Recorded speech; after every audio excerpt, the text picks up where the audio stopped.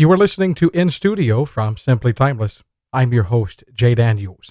For many of us, it's been tough staying at home instead of visiting our favorite venues for an evening of jazz. But one jazzer is continuing the tradition of the jam session through weekly virtual Zoom concerts. Jocelyn Medina is a well-known vocalist and composer based in New York. For some time, she's hosted the Sunday Vocal Jazz Jam series at venues throughout the city. In March, she began hosting those sessions over Zoom conferences. The results speak for themselves. Jocelyn shares the story behind those sessions, as well as some of her own early musical influences. Here's Jocelyn Medina. I was raised in a family of people that sing, where there was always music in the house. My father plays the piano and sings, and my parents sing in various choirs. So that was really my introduction. I played piano as a child as well, and always sang in choirs and eventually in a classical oratorio society at the college where my folks teach here in upstate New York, Hamilton College. So, I sang in church when I was little, when I was still going to church, and then I got into my own music, and I sang in the school musicals, and I had classical background in the college up here. So that was my early musical family, and when I can get him up to it, my father and I still play together. So. Usually lots of music making in my family in general. Let's talk about some of the artists that you heard. You said music was always in your house. So certainly it wasn't just the music of your family, but also those of artists from a number of different genres. And this is not jazz specific, but who were some of the artists that you were hearing in your formative years? So my sister, one of my older sisters, was into the Grateful Dead. And so I started to get into jam bands and improvisational music of that genre. Got really into that.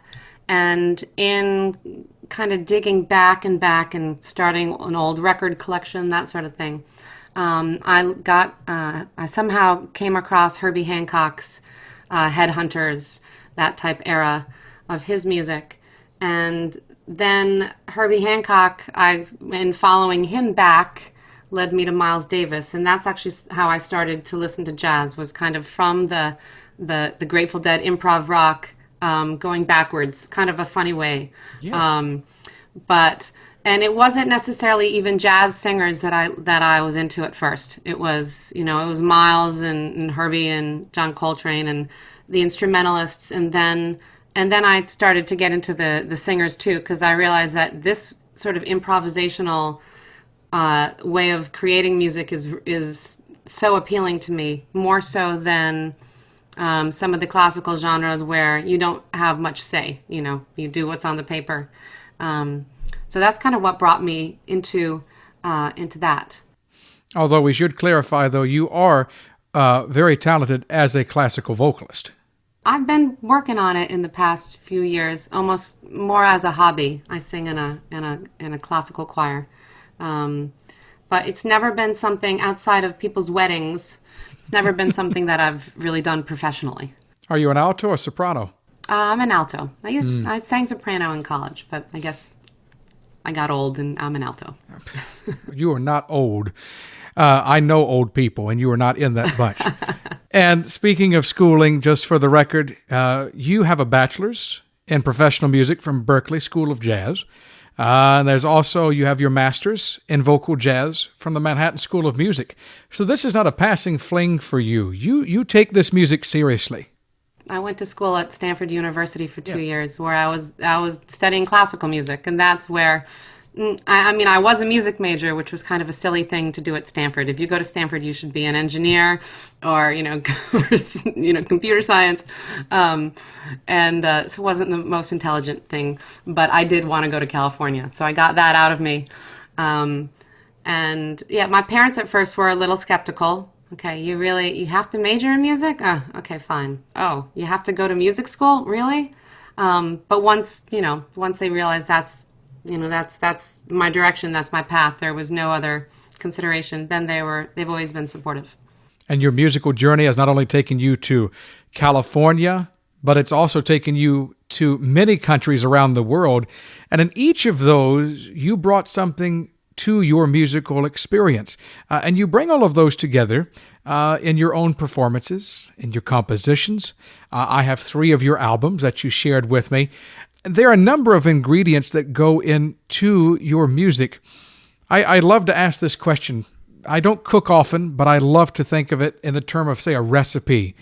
When you think of where you are now musically, with all of your combined life experiences, where life has taken you, what are some of those musical ingredients, whether it's composing or whether you are simply offering your vocal talents?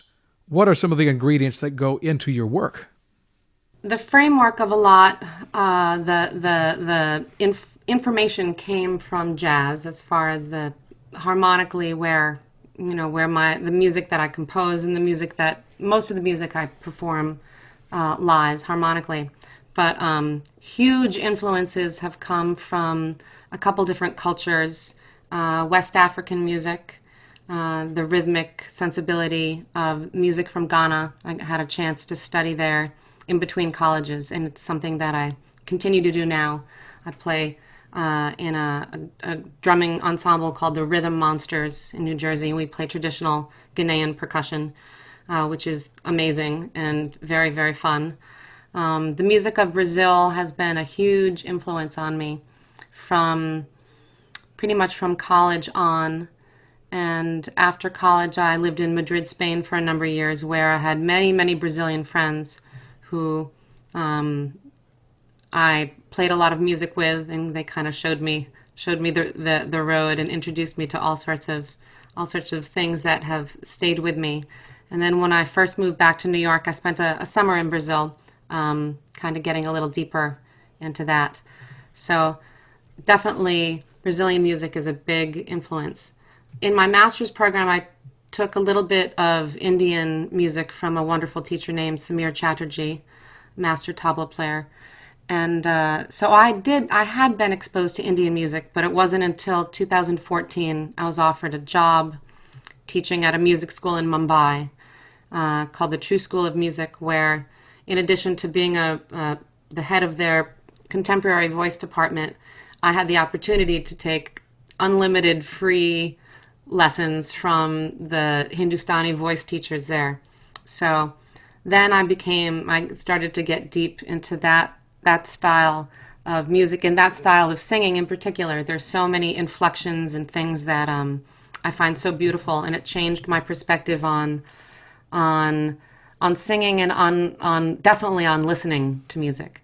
So compositionally, that continues to be a source of inspiration. So India, Africa, Brazil, and kind of everything in between. Joni Mitchell was a really big influence when I was growing up too.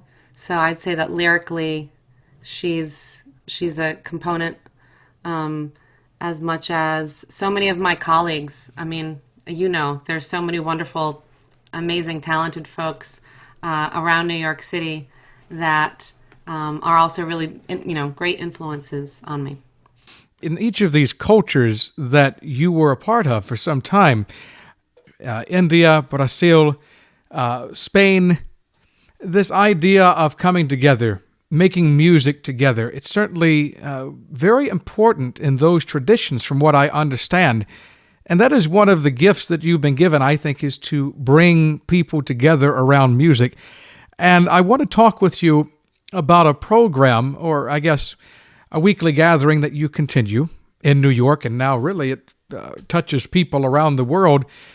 This is something that's been the cornerstone in the world of jazz for many years, the jam session, but specifically, in your case, the vocal jazz jam session. And we find ourselves meeting now across computer screens over Zoom for this each week, but for several years, it's been an in-person gathering there in New York. Tell us how you came to be involved with that. So the Sunday Vocal Jazz Jam series, which is very dear to my heart, and we've been through many different places and locations around the city, and now around the world, like you said. It started in 2015 at a club in the East Village called Ruby that didn't have a vocal night, and the owner is a vocalist. And in speaking with him, I pointed out that no, he's a singer and he didn't have a vocal night at his venue. And Sunday nights were the slowest nights. And so he said, "Well, you do it." I said, "What do you mean, me do it?" You start a vocal night." And I'd always kind of hated jam sessions in New York, especially as a singer. They weren't always welcoming, and often there was some vibing, or there was, too much competition, or people weren't really listening to each other. And sometimes a singer gets up and they're like, "Ugh, a singer." And so it wasn't always the most welcoming atmosphere. So it was my intention to try to start someplace in which singers were not only welcome but celebrated, and also in particular a setting in which everyone was welcome. So you didn't have to be a Blue Note signed artist to come in and play. So beginners to professionals, and that it was always encouraging, and there was not attitude. No one was put down for playing something, but a place to come work your things out and be encouraged. And this really caught on. We started in April of 2015, kind of small, not too many people each for the first week or two, and then a few nights happened where 20, 25 musicians came in, and the list was getting long. And that's when I realized, probably around the end of April, that, man, this thing could really go someplace. I started to meet lots, so many more singers who, once they heard, there's this room that really, really responds to vocalists. And also the instrumentalists that go are instrumentalists that like playing with singers, or have the skills to play with singers, to play in various keys and so forth. And so it also has become a great place for instrumentalists to come, practice playing a song in, all 12 keys. And so that grew for a few years. We were at Ruby for 2.5 years. And then we moved to a place on the Upper East Side called Luca's Jazz Corner. And that's where we started the live stream. Luca used to live stream all of his concerts. And that was a whole other aspect of, wow, not only are we here together enjoying this beautiful thing, but we can live stream it. So people in different places, or if you're sick and you're home on the couch or whatever, you can actually watch, and comment and cheer and so forth. So Luca's closed when some landlord hiked up the rent. And we moved to a place in Hell's Kitchen called Spoon Fed, where we were for a year, which was great. I continued to do the live stream. That's when I started to do the live stream myself from there. And when things business-wise weren't going so well in their restaurant last summer, I had met Marcus Goldhaber, who had recently become involved with this new venue, Room 623 up in Harlem. He approached me when he found out I was looking for a new room and said, "Hey, I've got this new thing." He's a singer. And that's where we are now, where I have this huge support, because not only do I still have all the singers that come to support the series, but Marcus himself, being kind of the foundation of music at the venue, being a vocalist, so I really have a teammate in that now. And when the pandemic started, we were about the last venue to stop programming. Knowing though that we did have a live stream still. So even though the last concert, Christine Tobin, and the next day was when Cuomo said non-essential businesses are closed. That evening, so many people tuned into the live stream that then the next week when we were off, the day before, I thought, man, why don't we just turn on Zoom? Because all my teaching work was going on Zoom. I was learning about it.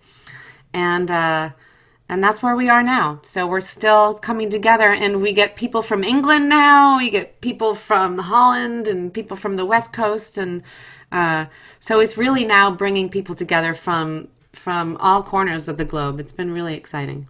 And why do you think it's important to bring people together, and not just people in general, but specifically jazz vocalists? Why give them this venue?